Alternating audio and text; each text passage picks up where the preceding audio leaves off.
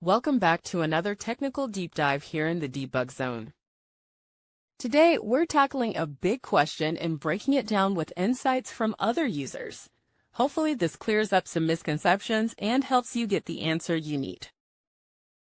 So buckle up, stay a little curious, and let's jump right in.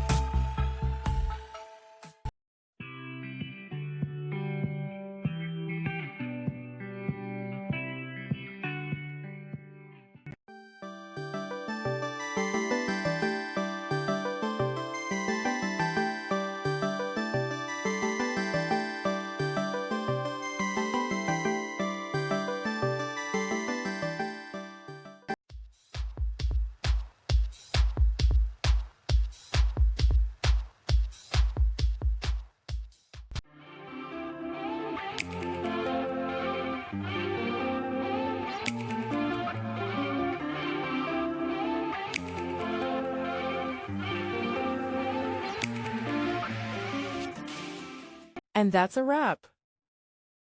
I hope you found the answer you were looking for.